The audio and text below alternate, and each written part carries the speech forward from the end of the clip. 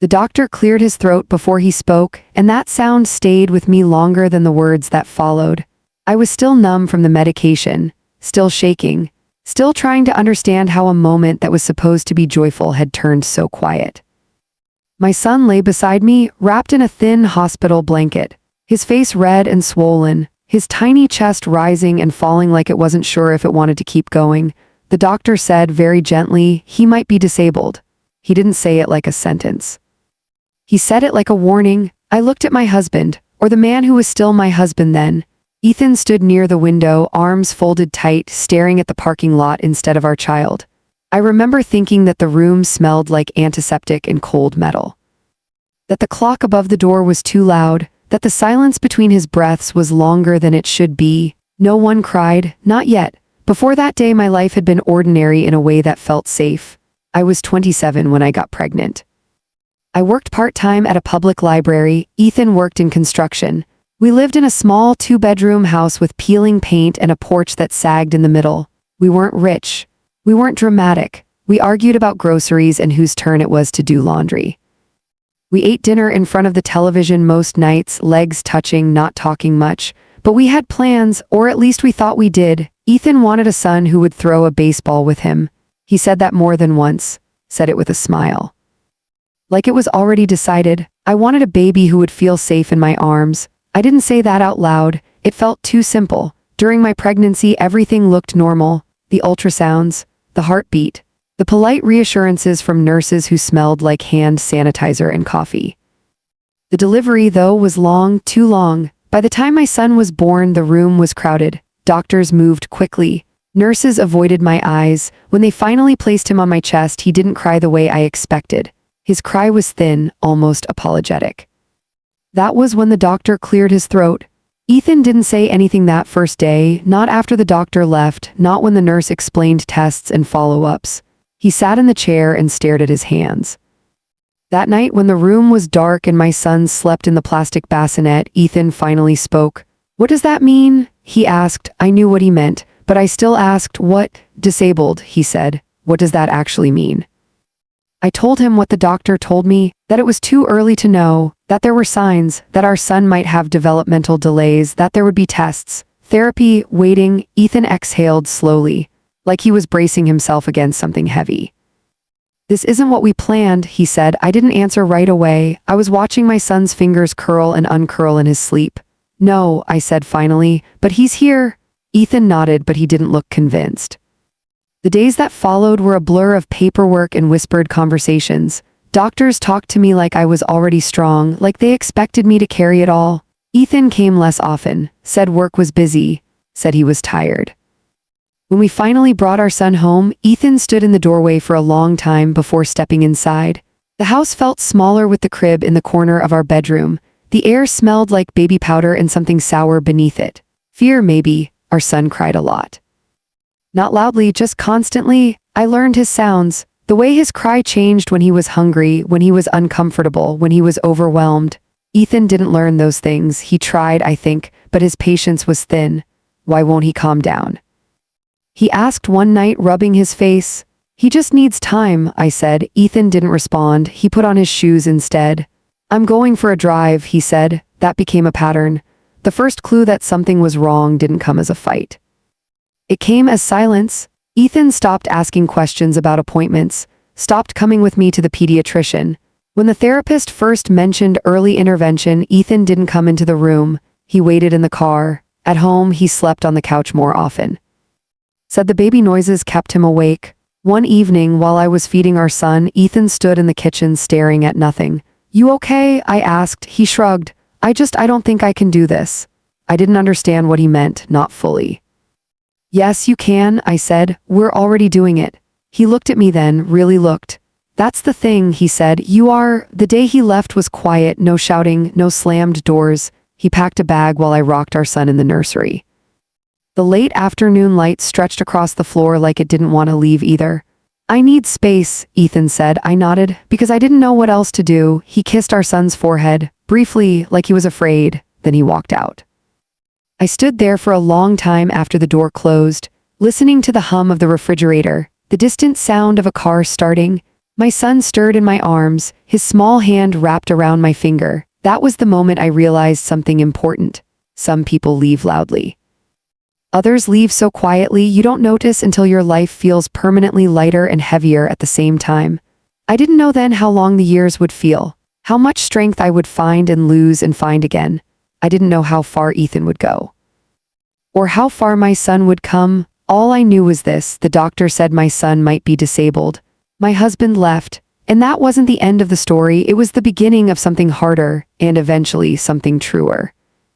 After Ethan left, the house didn't fall apart the way I thought it would. It just settled like dust after something heavy hits the floor. I kept expecting noise, an echo, some sign that half of a life had walked out the door, but the house stayed quiet, too quiet. Lincoln slept in the crib beside my bed. I didn't move it, not that first year, not the second. At night I lay awake listening to his breathing. It wasn't smooth. It came in uneven little pulls, like he had to remind his body how to do it. I learned the sound of effort. Sometimes I reached out and rested my palm on his chest, just to feel the warmth, just to be sure. Morning always came too soon. People think strength arrives all at once. It doesn't. It shows up in small, unremarkable ways. I learned to make coffee with one hand, to change diapers without waking him, to smile at nurses even when my head felt hollow. I learned how to answer questions without crying. "How's the baby? He's okay." That word became my shield. Okay didn't invite follow-up. Okay sounded manageable. Inside, nothing felt manageable. The pediatrician visits multiplied. They weighed Lincoln, measured his head, tapped his knees. They used words like monitor and observe and early signs. I nodded, wrote everything down. Ethan stopped coming after the third appointment. At first, he said it was work. Then traffic, then he just didn't explain.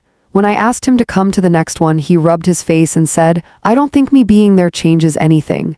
I didn't answer right away. "It changes who's carrying it," I said. He didn't respond to that.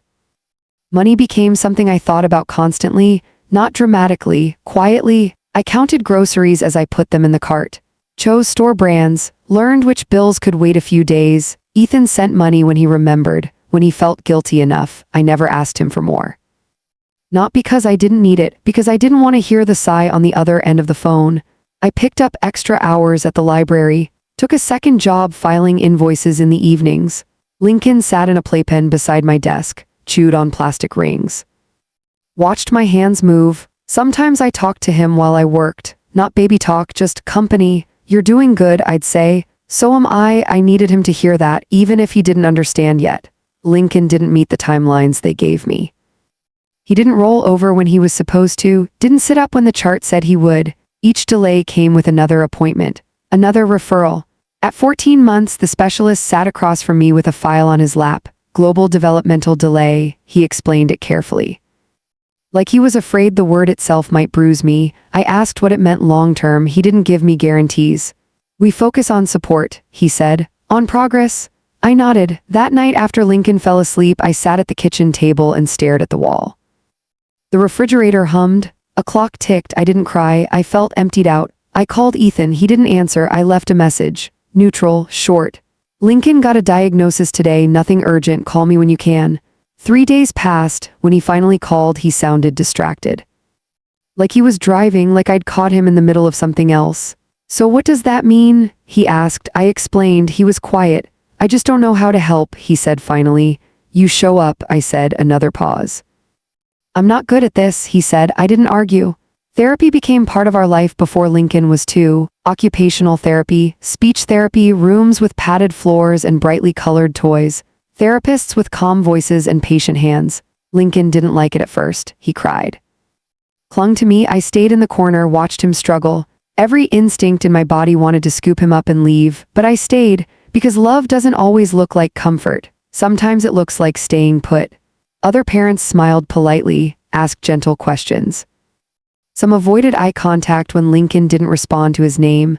At the playground, children ran, climbed, shouted. Lincoln sat beside me on the bench and watched. Once a woman said, "Boys develop slower." She said it kindly, like it would fix everything. I nodded, let her believe it. Ethan drifted further away. He missed Lincoln's 2nd birthday. Sent a gift a week late. A toy Lincoln didn't know how to use. I thanked him anyway. I taped the card to the fridge.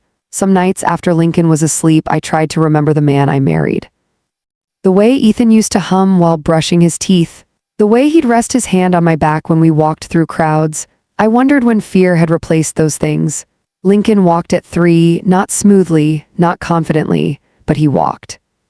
He took 3 steps toward me in the living room, arms out, knees stiff. I dropped to the floor without thinking.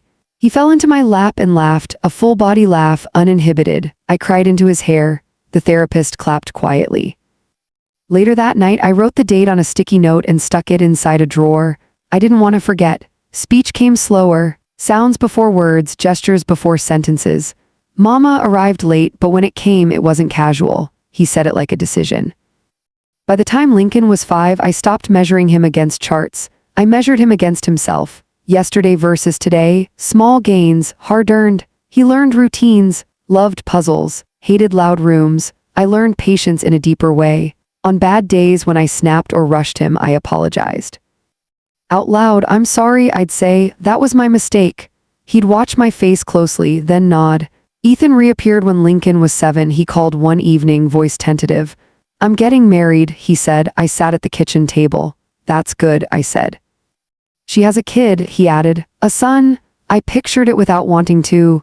"She wants to meet Lincoln," he said. Eventually, there it was, expectation. "We'll see," I said. He sighed. We met at a park, neutral, public. Ethan looked thinner, older. His fiancée smiled too much. Her son ran ahead, loud and confident. Lincoln stayed close to me, held my hand tightly. "This is Lincoln," Ethan said. The woman crouched. "Hi there." Lincoln didn't answer. I felt it then, that small tightening in my chest. The look that passed between them. Later, Lincoln asked, "Why Daddy leave before?" I sat on his bed. "He didn't know how to stay," I said. Lincoln thought about that. Then he said, "I stay." "Yes," I said, "you do." I didn't know then how important that would become, how staying would define him, how leaving would come back around. I only knew this, we were still here, still moving forward, and the story wasn't done unfolding yet. There is a moment somewhere between survival and stability when you realize you are no longer waiting for help. I didn't notice when it happened. There was no announcement, no relief, just one morning where I woke up and understood this was my life now. And I was already living it. Lincoln was 8 when that thought finally settled in. By then, the house had learned us. The loose floorboard by the hallway no longer startled him. The hum of the refrigerator no longer made him flinch. Our days had shape. Morning routines written in quiet repetition. Same bowl, same spoon, same chair. Change unsettled him, predictability steadied him, so I learned to keep the world small and manageable. School was harder, not academically, emotionally. Lincoln attended a public school with a special education program. The teachers meant well. Most of them did, but good intentions don't always translate into understanding. Every year there were meetings, tables covered in folders, people using Lincoln's name like a subject instead of a person. They spoke about goals, about limitations. I listened carefully, then I asked questions. "Have you noticed what he does well?" That usually stopped them for a moment. Lincoln loved patterns, not just puzzles, patterns in people. He noticed tone before words, facial expressions before meaning. He knew when someone was uncomfortable around him. He didn't have the language for it. But he felt it. Once after school, he asked me why teachers smiled different at me. I didn't answer right away. "Sometimes people don't know how to act," I said. "That doesn't mean there's anything wrong with you." He considered that, then nodded. Ethan's involvement stayed inconsistent. Phone calls every few months, birthday messages, occasional promises. He came to one IEP meeting when Lincoln was 9, sat quietly, didn't contribute. Afterward in the parking lot, he said, "It's a lot." "Yes," I said, "it is. I don't know how you do it," he added. I wanted to say you would have learned if you stayed. Instead, I said, "You do what you have to." He nodded, then left. Around that time, I started noticing something else. Lincoln was watching other families at the grocery store, at school pickup. Fathers lifting kids into shopping carts, helping with backpacks. He didn't ask questions at first, he just watched. One night while I was folding laundry, he sat beside me. "Why some dads stay all time?" he asked. I folded a shirt carefully. "Different people make different choices," I said. "Did Daddy choose leave?" he asked. The question was calm, not accusing. "Yes," I said. "Because me?" he asked. That one landed hard. "No," I said immediately. "Not because of you, never." He looked at me closely. "You sure?" he asked. I set the laundry down. "Absolutely sure." He leaned into me then, rested his head against my arm. I stayed very still. When Lincoln was 10, he was bullied for the first time, not loudly, not obviously, a group of boys who mimicked the way he spoke. Who laughed when he took too long to answer. He didn't tell me right away. I noticed the change instead. He stopped wanting to go to school, started asking to stay home. One morning, as I was tying his shoes, I saw tears slip down his face. What happened? I asked. He struggled for words. They laugh, he said. When I talk, my chest tightened. Who? I asked. He named them. I went to the school that afternoon, spoke calmly, firmly. The school responded appropriately, meetings, apologies, the boys were spoken to. But the damage had already been done. Lincoln became quieter after that, more cautious. He spoke less in class, avoided eye contact. One night he said, "I don't like my voice." I sat beside him on the couch. "There's nothing wrong with your voice," I said. "It's slow," he replied. "Yes," I said, "and careful." He thought about that. "Careful is good?" he asked. "Yes," I said, "careful is very good." Ethan called around that time, said he and his wife were thinking about having another child. I didn't know what to say. "I hope that goes well," I said. There was a pause. "She's worried," he added. "Because of I knew. Has she met Lincoln again?" I asked. "No," he said, "not since the park." Another pause. "I don't think she understands," he said. I almost laughed. A few months later, Ethan asked if Lincoln could spend a weekend with him, just one. I hesitated. Lincoln overheard the conversation, watched my face. "Daddy house?" he asked. "Yes," I said carefully, "for 2 days." He thought about it. "Okay," he said, "but you come get me?" "I will," I promised. I packed carefully, clothes labeled, instructions written, foods he liked, routines explained. Ethan skimmed the list. "I've got it," he said. I wasn't sure he did. When I picked Lincoln up, he was quiet, too quiet. At home, he went straight to his room. That night, as I tucked him in, he asked, "Why daddy wife looks sad when see me?" I closed my eyes briefly. "She's still learning," I said. "She think I broken," he said. "No," I said firmly, "you are not broken." He turned to face me. "Daddy think that too?" he asked. The room felt very small. "I don't know what your father thinks," I said slowly, "but I know who you are." He waited. "You are kind," I continued. "You try hard, you notice things other people miss, and you stay." He nodded. "Staying matters," he said. "Yes," I said, "it does." Something shifted in me after that weekend, not anger, clarity. I stopped expecting Ethan to become someone else, stopped hoping he'd suddenly understand. I focused inward, on Lincoln, on us. I adjusted my work schedule, advocated harder at school. I started saving small amounts of money just in case. For what I didn't know yet. When Lincoln was 12, a new therapist joined his care team. She spoke directly to him, not about him, asked him what he wanted to work on. He thought for a long time. "I want people wait for me when I talk," he said. She smiled. "That's a good goal," she said. I watched him sit a little taller. Around that same time, Ethan missed another birthday. Lincoln noticed, didn't cry, didn't comment, just ate his cake quietly. Later that night he said, "Daddy forgets sometimes." "Yes," I said. "I don't forget you," he added. I reached for his hand. "I know," I said. I didn't know then that we were approaching another turning point, that the story wasn't done testing us.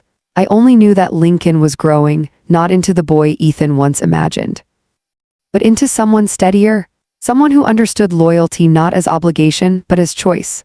And somewhere ahead, that understanding would matter more than any diagnosis ever written down.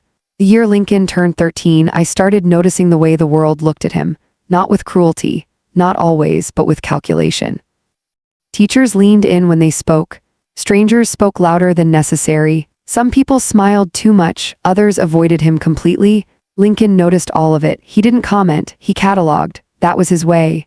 Middle school changed the rhythm of our lives. The building was louder, the hallways tighter. The expectations less forgiving. Lincoln struggled with the pace. Lockers were confusing, schedules overwhelming. He carried a folded piece of paper in his pocket with his class order written in my handwriting. He checked it between periods, every day. At home, he seemed older, quieter.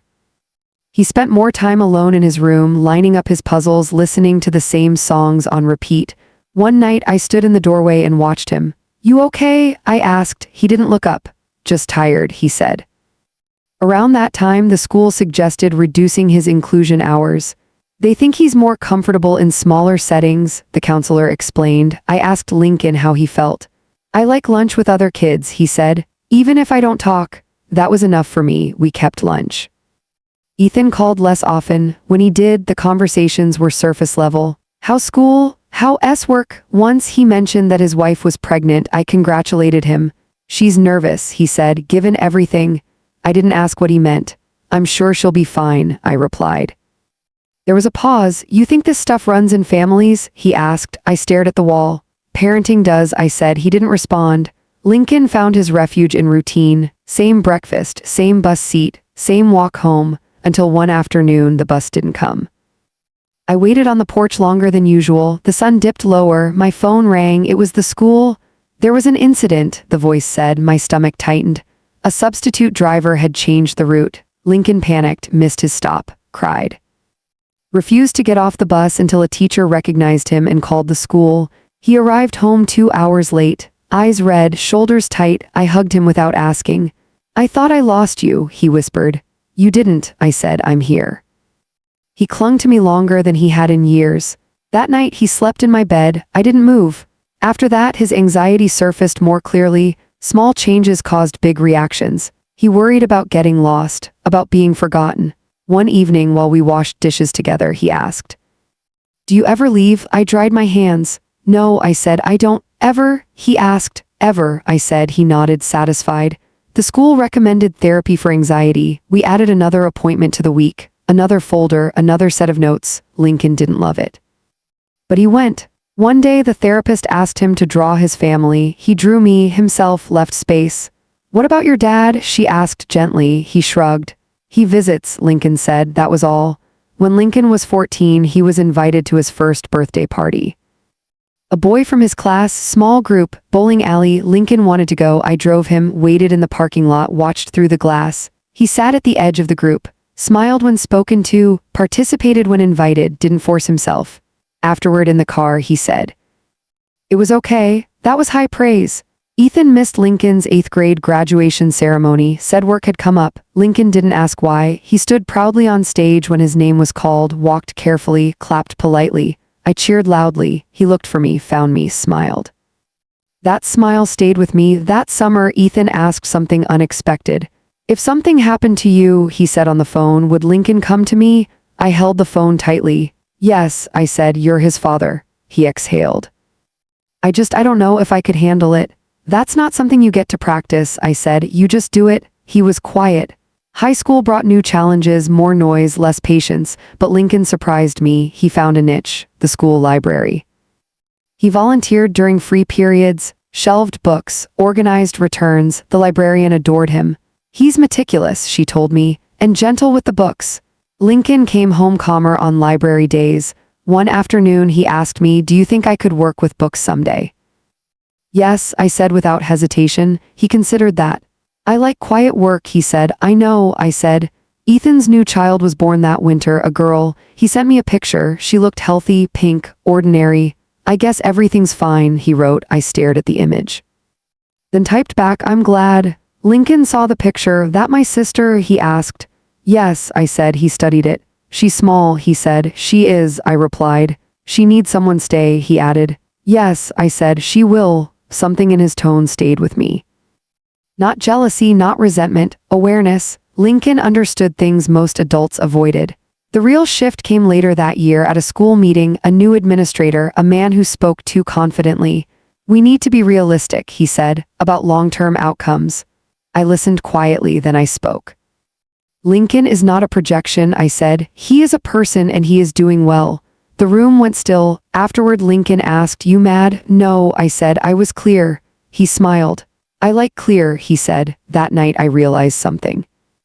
I wasn't just defending Lincoln anymore. I was preparing him, teaching him that his voice, slow, careful, deliberate, had weight. That staying steady was its own strength, and that the people who left did not get to define the ones who stayed. The summer Lincoln turned 16, I realized how much of my life had been shaped around preparing for emergencies that never came. I had lists, backup plans, contacts taped inside cabinets. I had rehearsed conversations in my head for years, what to say if he was overwhelmed. If he was misunderstood, if he was left behind. But nothing prepared me for the day Lincoln asked me a question I hadn't practiced answering. We were sitting at the kitchen table, late afternoon. the kind of quiet that comes after the heat breaks. He was lining up his pencils by size, a habit he'd never dropped. "Mom," he said. "Yes, why did Dad leave then?" he asked. "Not later then." I didn't answer right away. Outside, a lawn mower hummed in the distance. The refrigerator clicked on. "He was scared," I said carefully. Lincoln frowned slightly. "Of me? No," I said. "Of the future." He absorbed that. "But the future still came," he said. "Yes," I replied. "It did." "And he wasn't here," he added. "No," I said. "He was." That night, I lay awake longer than usual. I realized Lincoln was no longer asking questions to understand the past. He was asking so he could decide what kind of man he wanted to be. High school had been kinder to Lincoln than middle school. Not easy, kinder. He had a small circle of classmates who accepted him without fuss. They didn't tease, they didn't hover, they let him exist. That mattered more than friendship sometimes. He worked in the library every day during free periods, learned the cataloging system better than some staff, the librarian Mrs. Keaton told me once. He reminds me to slow down. I took that as a compliment. Ethan re-entered our lives more noticeably that year, not physically, emotionally. He called more often, asked more questions. "How's Lincoln doing? What's he interested in now?" I answered politely. I didn't offer more than asked. One afternoon, he said, "I've been thinking about college." I waited. "For Lincoln," he clarified. "He'll decide that with his team," I said. "I know," Ethan said quickly. "I just mean financially planning." I almost laughed, almost. A few weeks later, Ethan asked to meet just the two of us. We sat at a cafe halfway between our homes. He looked older again, more tired. "I regret leaving," he said abruptly. I stirred my coffee. "That's not something I can fix," I said. "I know," he replied. I didn't think it would all be on you." "It was," I said. He nodded. "I wasn't strong enough," he admitted. I looked at him then. "You weren't willing," I said. "There's a difference." He didn't argue. That fall, Lincoln started a life skills program at school. Budgeting, public transportation, workplace etiquette. He came home proud. "I paid for lunch myself," he told me one day, holding up a receipt. I kept it. Slipped it into a drawer with the walking sticky note from years ago. Markers of progress? Then came the incident, the one that shifted everything. Lincoln had taken the bus to the library on a Saturday, something we'd practiced. He was an hour late coming home. I tried not to panic, called his phone, no answer. I drove the route. Checked the library, nothing. By the time he walked through the door, I was shaking. "I'm sorry," he said immediately. "I missed stop." I hugged him so tightly he laughed. "I fixed it," he added proudly. I asked driver wait. My knees gave out. That night after he went to bed, I cried, not from fear, from realization. He was becoming independent. Slowly, carefully, but truly. Ethan called the next day. I told him about the bus. "He shouldn't be doing that alone," Ethan said. "He needs to learn," I replied. "What if something happened?" he asked. "What if nothing did?" I countered. He was quiet. Lincoln turned 17 with a small party, cake, 2 friends, music playing softly. Ethan didn't come, sent a message instead. Lincoln read it, then set the phone down. "He busy," Lincoln said. "Yes," I replied. "I'm not," Lincoln added. I smiled. A month later, the school called another meeting. Transition planning, adulthood. Words that carried weight, programs, options, limitations. I listened, asked questions. Lincoln spoke once. "I want job with books," he said. The room paused. Mrs. Keaton smiled. "That's a very good goal," she said. That evening, Lincoln asked, "Do you think Dad proud of me?" I chose my words carefully.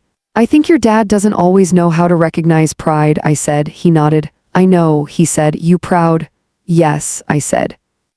"Always?" Later that night, I realized something else. Ethan's absence had taught Lincoln something powerful. That love isn't measured by biology or proximity. It's measured by presence, by staying, and Lincoln was ready slowly, deliberately to build a life rooted in that truth. I didn't know yet how soon that lesson would be tested, or how publicly, but I could feel it approaching, like a shift in weather. The first time Lincoln talked about leaving home, he said it like he was asking permission from the air. "I could maybe live somewhere else," he said one evening, standing in the kitchen doorway. I didn't look up right away. He was 18 by then, legally grown, emotionally still careful. "What do you mean?" I asked. "A place," he said, "with help, but not you help." I nodded slowly. "That's something we can talk about," I said. He relaxed a little. The transition program began that fall. A supported living trial, 3 nights a week. I helped him pack, labeled drawers, wrote routines. The first night he stayed there, I slept with my phone on my chest. He texted once, "I'm okay," 2 words, enough. Ethan called when he found out. "I didn't know he was ready," he said. "He is," I replied. "For this?" he asked. "For growing," I said. He was quiet. Lincoln thrived more than I expected. He learned to cook simple meals, did his own laundry. He forgot things sometimes, missed steps, but he corrected himself. Proud, determined. On Sundays he came home, we cooked together, talked quietly. "I like my place," he said once. "But I like here too." "That's allowed," I said. The library hired Lincoln part-time, 10 hours a week, shelving, organization. When he got his first paycheck, he folded it carefully and placed it in his wallet. "I earned this," he said. "Yes," I said. He smiled. A smile without apology. Ethan visited once, stood in the library doorway, watched Lincoln work. He didn't approach. Later he told me, "He seems capable." I didn't respond. The call came on a Tuesday afternoon. Ethan's wife. I almost didn't recognize her voice. "He's filing for partial custody," she said. I felt the room tilt. "Of Lincoln?" I asked. "Yes," she said, "for benefits planning." I ended the call calmly, then I sat down. Ethan didn't deny it. "I'm his father," he said. "I should have a say now." I asked. He didn't answer. "You left when it was hard," I said. "You don't get to come back when it's manageable." "I'm trying to make things right," he insisted. "This isn't about right," I said. "It's about control." Lincoln overheard part of it. "What's happening?" he asked. I told him the truth. Slowly, clearly, he listened. Then he said, "I don't want to live with Dad." My voice stayed steady. "You don't have to," I said. The hearing was set for 6 weeks later. Paperwork, lawyers. Ethan asked Lincoln to talk. Lincoln agreed. They met at a diner. Lincoln came home quiet. "He said he proud now," Lincoln told me, and I asked, "He proud too late?" Lincoln said. In court, Lincoln spoke for himself, slow, clear. "I choose my mom," he said. "She stayed." The judge listened. So did Ethan. The ruling was clear, custody unchanged. Outside the courthouse, Ethan tried to apologize. Lincoln didn't wait. He walked to my car. I followed. Ethan stood alone. That night, Lincoln said, "I was scared." "I know," I said, "but I did it," he added. "Yes," I said, "you did." I realized then that Ethan hadn't come back for Lincoln. He came back for himself, and Lincoln, steady, thoughtful, unbroken, had seen through it. The future wasn't fragile anymore. It was forming, and it belonged to Lincoln. After the hearing, life didn't snap back into place. It eased, like something heavy being set down carefully instead of dropped. Lincoln didn't talk much about court afterward. He didn't replay it, didn't dramatize it. He folded the experience into himself the way he did everything else, slowly, deliberately. But I noticed changes, subtle ones. He stood a little straighter, met people's eyes a second longer. He had spoken for himself in a room where adults usually spoke over him. That mattered. The supported living program extended his stay, 5 nights a week now. I helped him choose groceries, taught him how to compare prices. He learned which foods upset his stomach, which textures calmed him. On Fridays, he came home with laundry folded unevenly but proudly. "I did it all," he said once, holding up a shirt inside out. "You did," I agreed. Ethan stopped calling for a while. When he did again, his tone was different, quieter. "I messed up," he said. "Yes," I replied. "I don't expect forgiveness," he added. "That's good," I said, "because that's not the point." He sighed. "I just want him to know I care," he said. "He already knows what you chose," I replied. Silence. Lincoln started taking the bus to work independently. He missed stops sometimes, corrected himself. Each correction was a small victory. One evening, he came home later than expected. "I helped someone," he explained, "an older man struggling with directions." "I waited," Lincoln said, "like I wanted people wait for me." I smiled. At work, Lincoln was offered more hours. Mrs. Keaton advocated for him. "He's reliable," she told management, "and careful." Lincoln considered the offer seriously. "I don't want too much," he said. "I like balance." "Balance is smart," I said. The holidays came quietly. No big gatherings, no forced cheer, just lights, soft music. Ethan sent a card. Lincoln read it, placed it on the table. "He trying," Lincoln said. "Yes," I said. In his way, Lincoln nodded. "I don't need him try more," he added. Okay." I believed him. One evening, as we washed dishes together, Lincoln asked, "Do you think I'm disabled?" I dried my hands. "I think you have challenges," I said, "and strengths." He considered that. I think people see challenges first, he said. That's true, I admitted. I want them see me, he added. They will, I said, the ones who matter. Lincoln started attending a social group once a week. Adults like him, different abilities, shared experiences. He was nervous at first, then curious. He came home talking about a man who loved trains, a woman who baked professionally. They like me, he said. Yes, I replied, they do.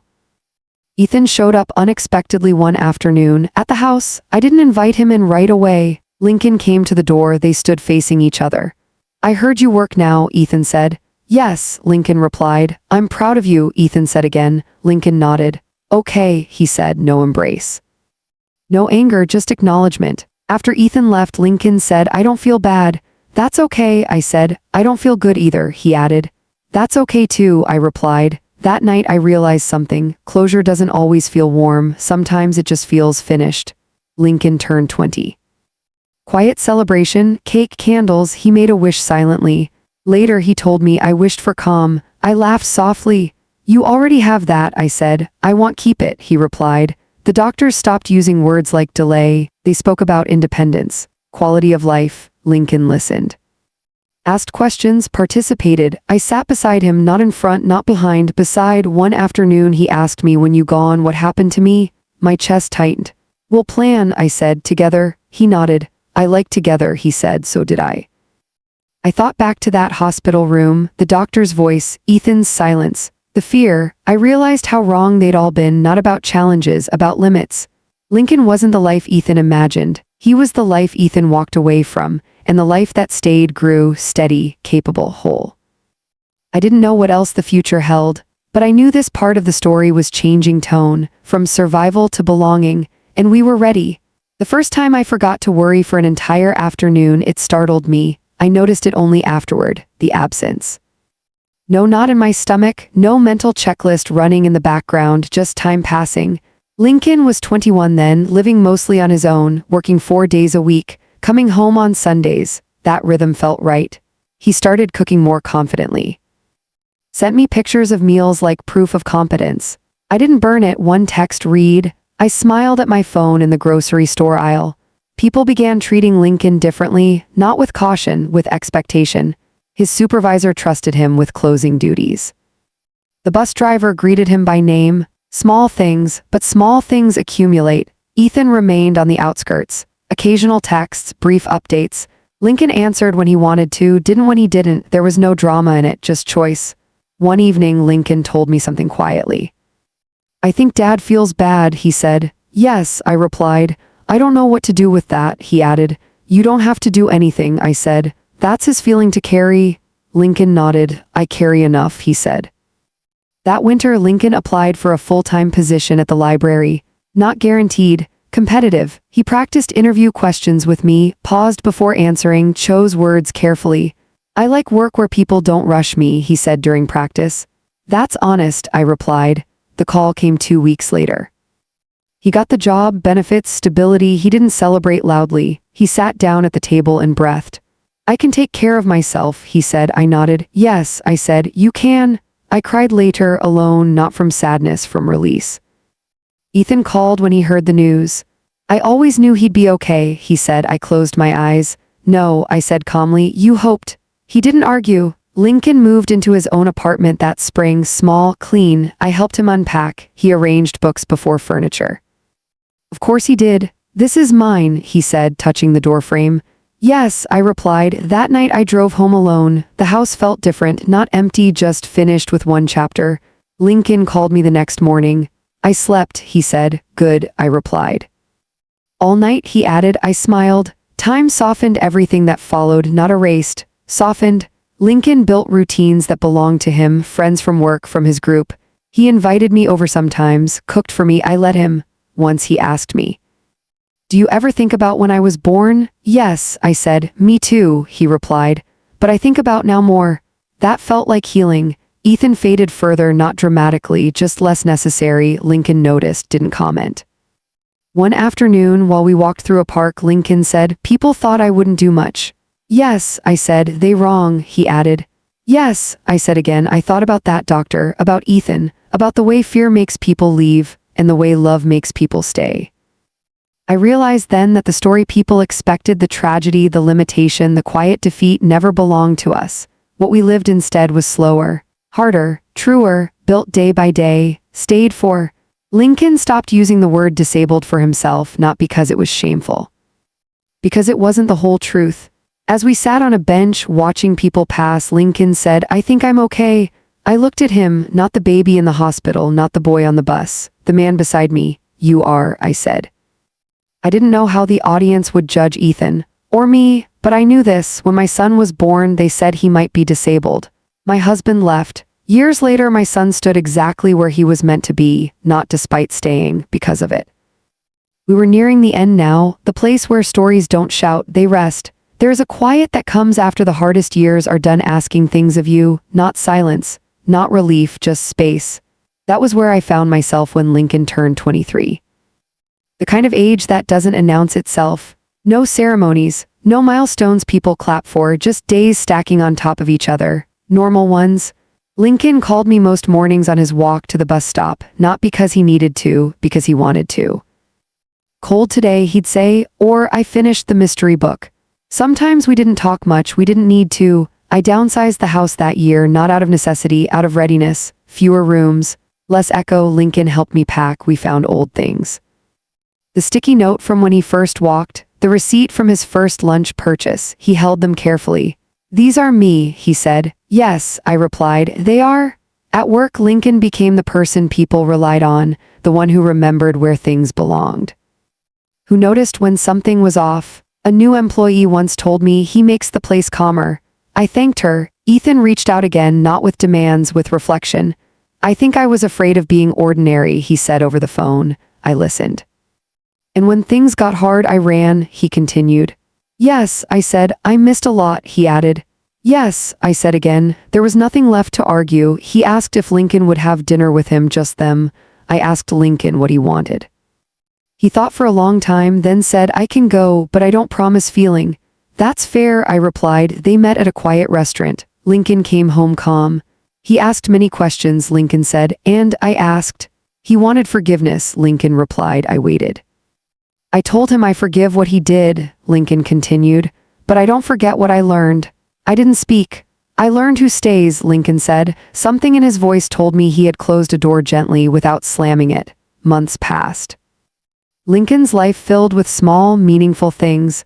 A plant he watered carefully, a bookshelf he reorganized every season. He invited friends over for board games. I watched him host, offer snacks, explain rules patiently. He was good at it.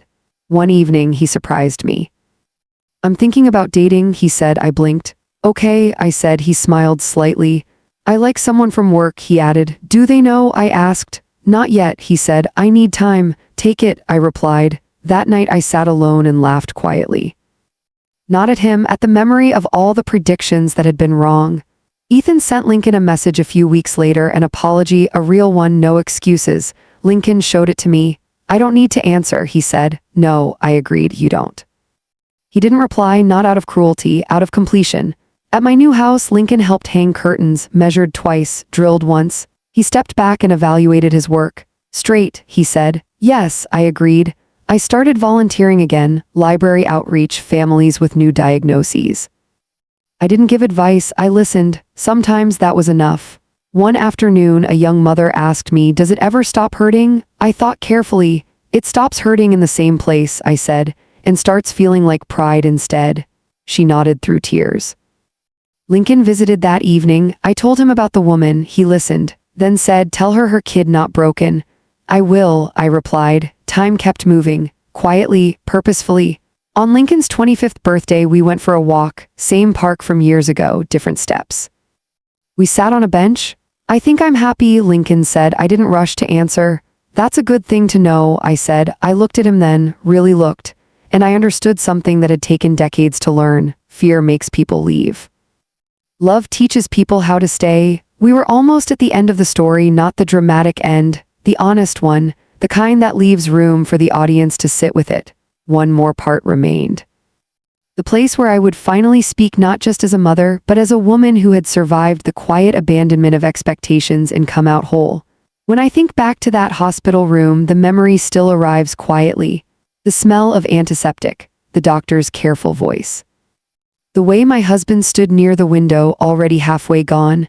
At the time, I thought that moment broke my life. I didn't know it was clarifying it. I didn't know that fear would take one person away, and staying would shape another into someone stronger than either of us imagined. I was told my son might be disabled. What no one told me was how much the world disables people with low expectations, with impatience, with leaving. What my son needed was not fixing. He needed time. Consistency, someone who didn't disappear when the future felt uncertain. I didn't do anything heroic. I stayed. I stayed on nights when sleep never came, on days when progress was invisible, in rooms where people talked about my child like a problem to solve instead of a person to know. And my son stayed too. He stayed with himself, with his careful voice, with his steady way of moving through a loud, impatient world. Today he lives a life that looks ordinary from the outside. Work, friends, quiet routines, but I know what it's built on. It's built on every moment someone could have left and didn't. If you're listening to this and you're standing at the beginning of a story you didn't choose, if someone walked away when life got complicated, if you're afraid of what the future might demand of you, I want you to hear this. You don't need to be fearless. You just need to stay. Staying changes things. So I'll leave you with this question the same way Auntie Me always does. If you were given the choice between an easy life and a meaningful one built slowly with love, which would you choose? And would you have stayed? If this story touched you, share your thoughts in the comments. Your stories matter too.